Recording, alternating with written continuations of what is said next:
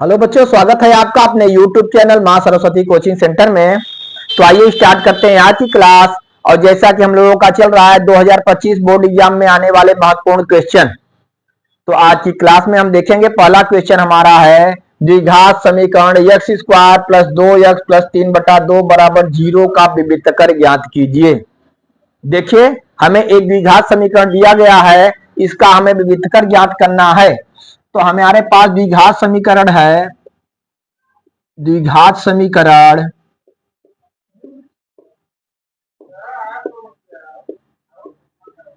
X square plus 2x plus 3/2 बराबर 0। ठीक, यहाँ पे देख रहे हैं x square plus 2x plus 3/2 बराबर 0 है।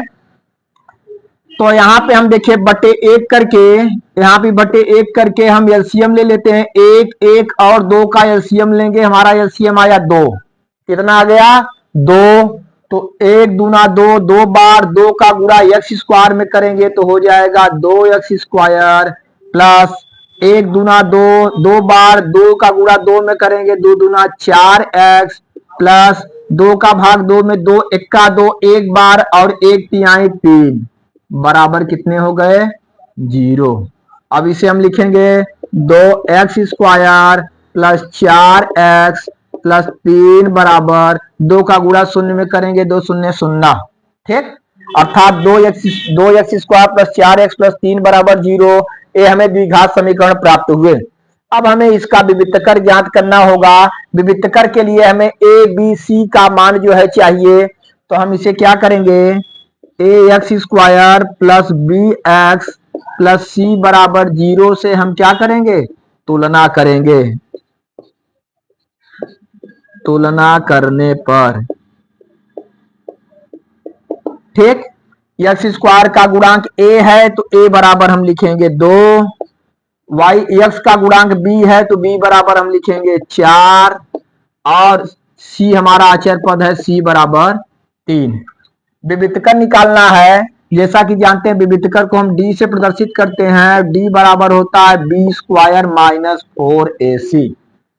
ठीक, तो विविधकर हम निकालते हैं। d बराबर, b की वैल्यू आप देख रहे हैं यहाँ पे 4 है तो हम लिखेंगे 4 का स्क्वायर माइनस 4 गुणे, a की वैल्यू आप देख रहे हैं यहाँ पे 2 है, 4 गुणे 2 गुणे c का मान 3, तो 3। तो d बराबर 4 का वर्ग करेंगे, 4 चौक के 16 माइनस 4 दूना 8 त्रिक 24, कितना हो गया? 24।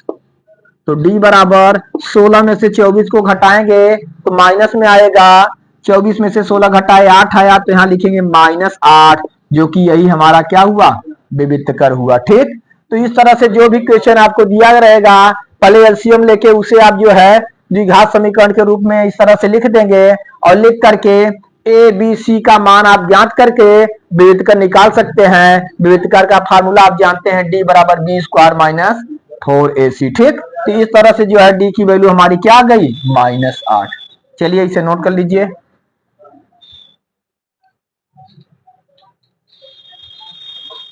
तो आइए बच्चों देखते हैं अगला क्वेश्चन। अगला क्वेश्चन हमारा है, चित्र में डीई समांतर बीसी है। आप देख रहे हैं एक आपको चित्र दिया गया है त्रिभुज एबीसी, और एबीसी में हम देख रहे हैं यहाँ पे एक रेखा डी, ए बी और जो है ए सी कोई रेखा जो है डी और ई पर प्रतिच्छेद कर रही है। तो डी ई समांतर बी सी, इसमें कह रहा है रेखा डी ई रेखा बी सी के क्या है? समांतर है, यानी यह भुजा इसके समांतर है। यदि ए डी बराबर 3 सेंटीमीटर, ए डी हमें ए डी की माप दिया हुआ है 3 सेंटीमीटर, और ए ई दिया हुआ है 2 सेमी, ए ई बराबर 2 सेमी, और डी बी दिया है 6 सेमी, डी बी 6 सेमी दिया गया है हमें। ईसी हमसे पूछ रहा है, क्या पूछ रहा है? ईसी की वैल्यू पूछा जा रहा है। जरा ध्यान देंगे, हम देख रहे हैं इसमें क्या दिया हुआ, त्रिभुज ए बी सी में डीई समांतर बीसी, डीई और बीसी क्या है? समांतर हैं। और हमें मालूम है एडी बराबर 3 सेंटीमीटर, एडी बराबर 3 सेंटीमीटर, एई बराबर 2 सेंटीमीटर, ए बराबर 2 सेमी, डीबी बराबर 6 सेमी, डीबी बराबर 6 सेमी में दिया हुआ है और ईसी की वैल्यू हमसे पूछा जा रहा है कि ईसी का माप क्या होगा। ध्यान देंगे किसी भी त्रिभुज में हम देख रहे हैं, याद रखिए किसी भी त्रिभुज में एक ऐसी रेखा खींची जा रही है जो इसकी तीसरी भुजा के समांतर है और यह यदि दो भुजाओं को भिन्न भिन्न बिंदुओं पर प्रतिच्छेद करे तो इन बिंदुओं जहां पे प्रतिच्छेद कर रहे हैं इन दोनों बिंदुओं से हम देख रहे हैं इन भुजाओं का दोनों भुजाओं का अनुपात क्या होगा, समान होगा। ठीक ना, यानी इस बिंदु पर दोनों भुजाएं जिस बिंदु पर यहाँ प्रतिच्छेद कर रही हैं इनका अनुपात क्या होना चाहिए, समान होना चाहिए। समान होगा तो यहाँ पे हम लिख सकते हैं चूंकि डी समांतर बीसी है तो हम क्या लिखेंगे, ए डी बटे डी बी, ए डी बटे डी बी बराबर क्या हो जाएगा, ए ई बटे ई सी, ए ई बटे ई सी। यहाँ पे मान आप रखेंगे ए डी की वैल्यू क्या दी गई है, ए डी की वैल्यू 3 है बटे डीबी, डीबी 6 है बराबर ए ई 2 है और ई सी हमें क्या करना है, ज्ञात करना है। ठीक, जैसा कि हम देख रहे हैं त्रिभुज ए बी सी में डी ई भुजा बी सी के समांतर है तो यहाँ पे देख रहे हैं डी और ई पर यह रेखा इसे प्रतिच्छेद कर रही है तो इन दोनों भुजाओं का अनुपात इनका इसके अनुपात के क्या होगा, बराबर होगा, दोनों समान अनुपात में होंगे तो हम लिखेंगे ए डी बटे डी बी बराबर ए ई बटे ई सी। चलिए इसे डिवाइड कर दें, 3 1 का 3, 3 दूना 6, 1/2 बराबर 2 ई सी। आप तिर्यक गुणा कर सकते हैं, ई सी का 1 में गुणा करेंगे, ई सी बराबर 2 दूना 4 सेंटीमीटर। इस तरह से जो है ईसी की वैल्यू क्या प्राप्त हो गई, 4 सेंटीमीटर। इस तरह से कोई भी क्वेश्चन यदि दे दिया और आपको दिया कि ये दोनों भुजाएं आपस में क्या हैं, समांतर हैं, तो आप इन दोनों भुजाओं का अनुपात इनका अनुपात दोनों को क्या कर देंगे, समान कर देंगे। इस तरह से कोई भी जो है भुजा की अगर माप आपको नहीं ज्ञात है तो उसे हम ज्ञात कर लेंगे। चलिए नोट कर लीजिए इसे।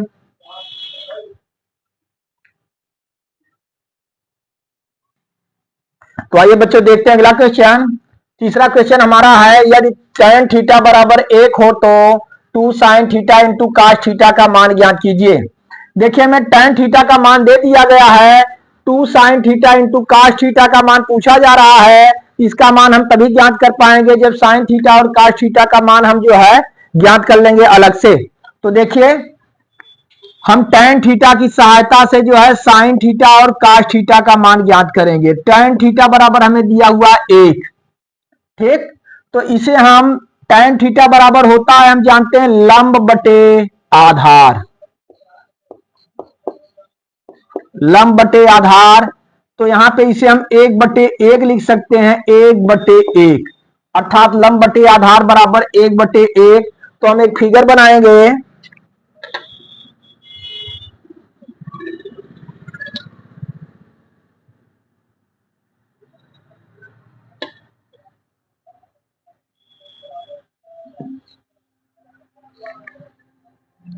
फिगर बना रहे हैं।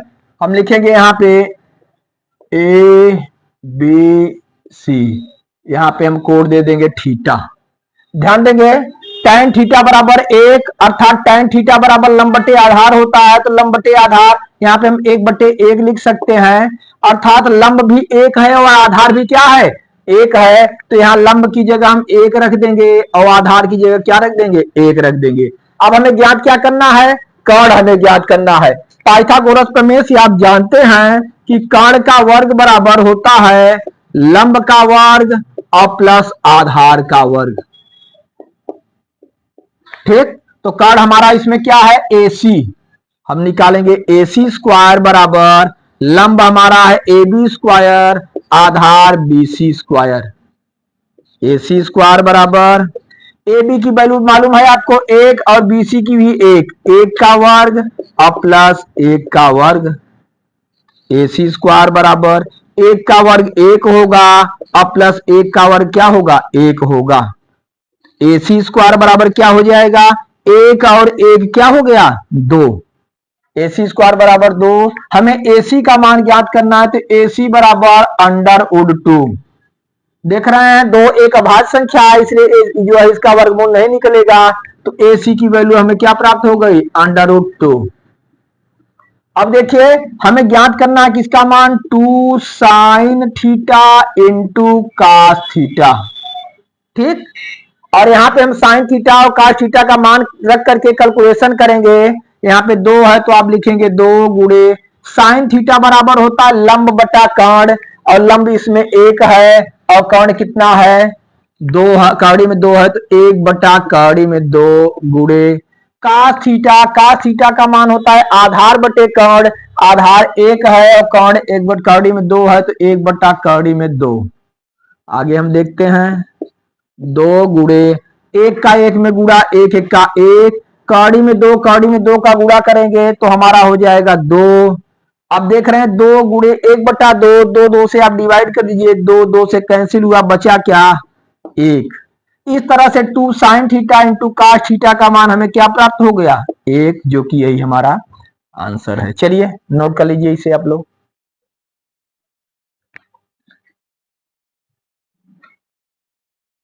तो आइए देखते हैं अगला क्वेश्चन। अगला क्वेश्चन हमारा है, 14 सेंटीमीटर त्रिज्या वाले एक वृत्त के त्रिज्यखंड का क्षेत्रफल ज्ञात कीजिए जिसका कोण 30 अंश है। देखिए 14 सेंटीमीटर त्रिज्या का एक वृत्त है और उसका जो है त्रिज्यखंड का हमें क्षेत्रफल ज्ञात करना है, जो कि केंद्र पे कितने अंश का कोण बना रहा है, 30 अंश का। बहुत ही सरल क्वेश्चन है और आप बहुत ही आसान तरीके से इसे निकाल सकते हैं, क्योंकि त्रिज्यखंड के क्षेत्रफल के लिए केवल हमें त्रिज्या की और उसके द्वारा केंद्र पर बने कोण की आवश्यकता होती है, और जो कि दोनों हमें यहाँ पे दिया गया है। तो हम देख रहे हैं कि हमें त्रिज्या मालूम है, त्रिज्या r बराबर कितना मालूम है, 14 सेंटीमीटर, और त्रिज्यखंड द्वारा जो है केंद्र पर बना कोण थीटा बराबर 30 डिग्री मालूम है। और त्रिज्यखंड के क्षेत्रफल के लिए यही दो चीजों की आवश्यकता होती है। आप फार्मूला लगाएंगे, त्रिज्यखंड का क्षेत्रफल, त्रिज्यखंड का क्षेत्रफल बराबर क्या हो जाएगा, थीटा बटे 360 अंश गुणे पाई r स्क्वायर। त्रिज्यखंड का क्षेत्रफल बराबर थीटा बटे 360 अंश बटे पाई r स्क्वायर। अब आप देख रहे हैं यहाँ पे थीटा कितना है, 30 अंश है, 30 अंश बटे 360 अंश गुणे पाई r स्क्वायर। क्या होगा, पाई r स्क्वायर, पाई का मान 22/7, r कितना है, r है 14, 14 का अब हम स्क्वायर कर देंगे, ठीक। देखिए इसे काट दे रहे हैं, 30 एक्का 30 और 3 3 एक्का 3, 3 दूना 6, अर्थात हमें 1/12 प्राप्त हुआ।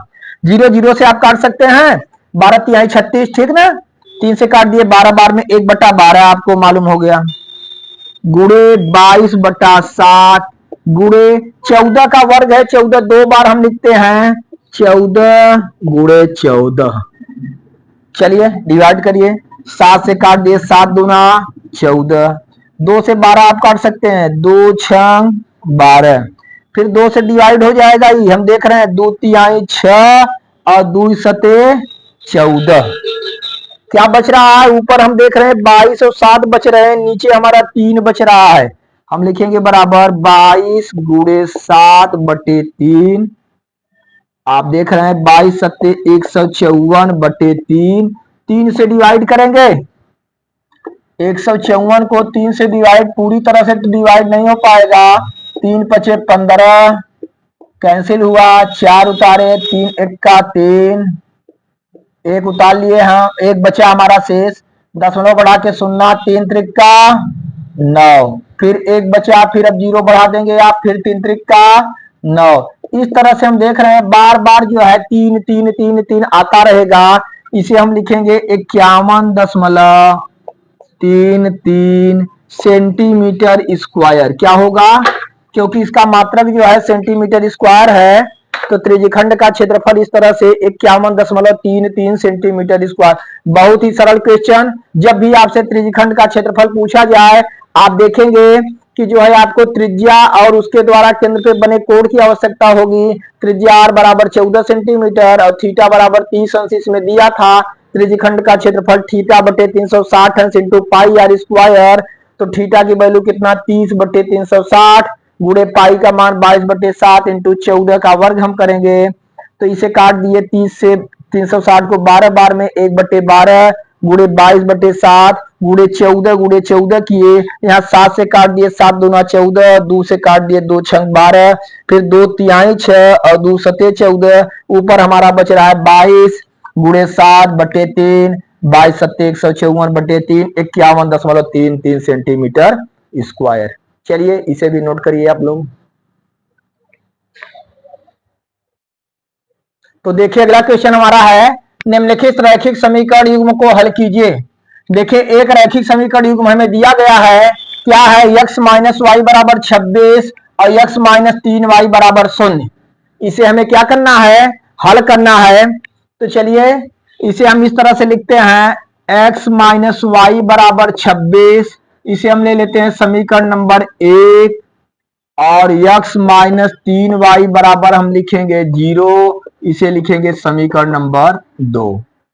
इस तरह से जो है एक और दो समीकरण हम लिख दिए तो इसे सबसे सरल विधि विलोपन विधि से आप हल करेंगे। इसे बहुत ही सरल विधि है और इस विधि का हमेशा प्रयोग करेंगे यदि जो है किसी भी विधि का जो है जिक्र जो है सवाल में नहीं किया गया है तो आप विलोपन विधि से हल करेंगे। विलोपन विधि में हम देखते हैं या तो x या तो y एक को जो है हमें विलुप्त करना होता है तो यहाँ पे देख रहे हैं x दोनों बराबर है तो इसे ही हम विलुप्त करेंगे, इसका गुणांक बराबर है और चिन्ह समान है। जब चिन्ह समान है तो हम लिखते हैं घटाने पर, हम लिख दिए घटाने पर। घटाने पर लिखे तो चिन्ह बदल जाएगा, यहाँ पे माइनस हो जाएगा, यहाँ पे माइनस है प्लस हो जाएगा, यहाँ प्लस है माइनस हो जाएगा। इस तरह से x में से x को घटाएंगे, खत्म हुआ। यहाँ देख रहे हैं प्लस 3y ऊपर माइनस y यानी 3y में से 1y घटा देंगे आप, 3y में से 1y घटाए तो 2y बराबर 26 में से 0 घटाएंगे 26 आ गया। y बराबर हमारा आया 26/2, 2 से डिवाइड कर देंगे, y बराबर 2 1 2 2 3 6। y की वैल्यू निकल के आई क्या 26, 13 कितना आ गया 13। अब हम देखिए इस y का मान या तो समीकरण 1 या 2 किसी में भी रख करके हम x की वैल्यू ज्ञात कर सकते हैं। ठीक, तो चलिए हम देखते हैं, हम किसी में रख दे, पहले समीकरण में ही हम रख दे रहे हैं तो हम लिखेंगे y का मान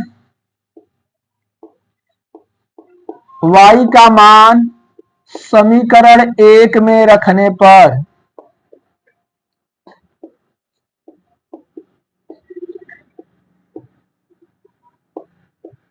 समीकरण 1 में रखते हैं। समीकरण 1 हमारा क्या है x माइनस वाई बराबर 26, x माइनस वाई बराबर 26।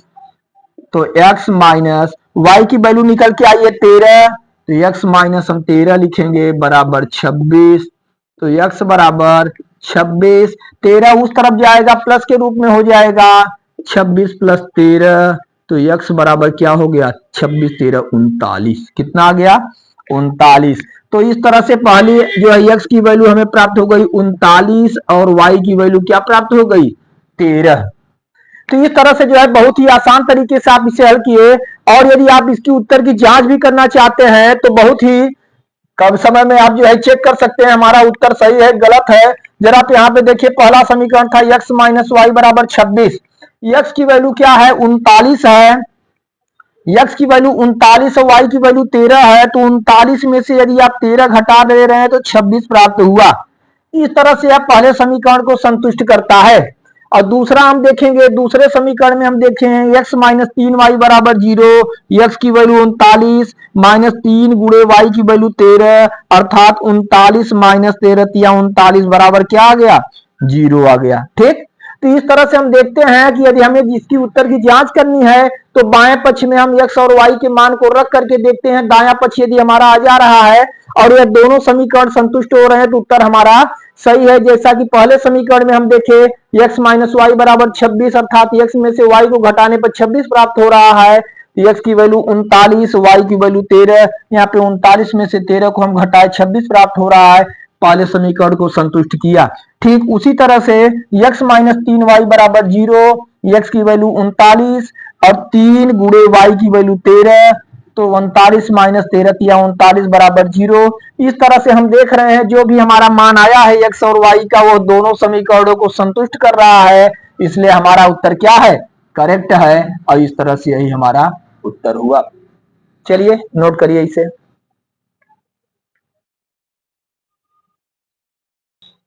तो आइए देखते हैं अगला क्वेश्चन। अगला क्वेश्चन हमारा ट्रिग्नोमेट्री से है। यदि tan 2a बराबर काट a माइनस 18 डिग्री और जहां 2a एक न्यून कोण है तो a का मान ज्ञात करना। हमें a का मान ज्ञात करना है। देखिए हमें दिया हुआ है tan 2a इक्वल टू काट a माइनस 18 डिग्री।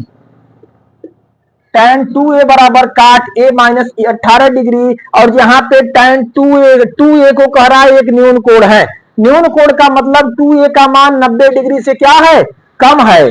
न्यून कोण के बारे में हम जानते हैं कि ऐसा कोण जिसका जो है मान 90 से 0 और 90 के बीच में हो, 0 से बड़ा हो 90 से छोटा हो, ऐसे कोण को हम क्या कहते हैं, न्यून कोण कहते हैं।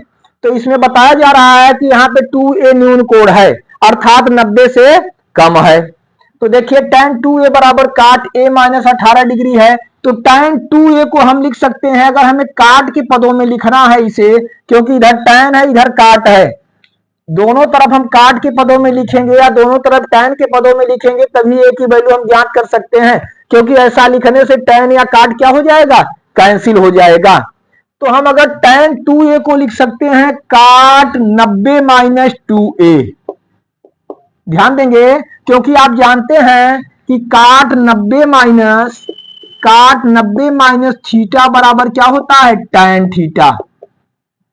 काट 90 माइनस थीटा बराबर tan थीटा, अर्थात हम tan थीटा को लिख सकते हैं काट 90 माइनस थीटा। ठीक उसी तरह से tan 2a को हम लिख दिए काट 90 माइनस 2a, जबकि 2a क्या है, न्यून कोण है। यदि न्यून कोण है तभी यह फार्मूला लागू होगा।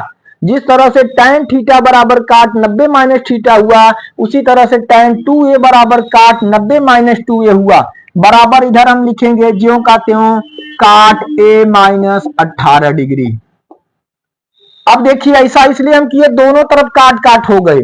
जब दोनों तरफ काट हो गए तो काट को हम दोनों पक्षों से क्या कर देंगे, हटा देंगे, कैंसिल कर दिए काट को। जब काट को हम हटा दिए दोनों पक्षों से तो इधर बचा 90 minus 2a, 90 degree minus 2a equal to a minus 18 degree.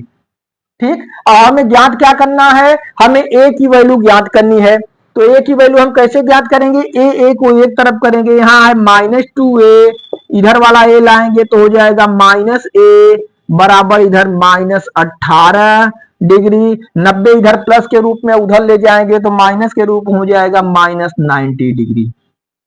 Minus 2a minus a दोनों को जोड़ेंगे तो माइनस 3a हो जाएगा। क्या हो जाएगा, minus 3a equal to 90 18 minus 108।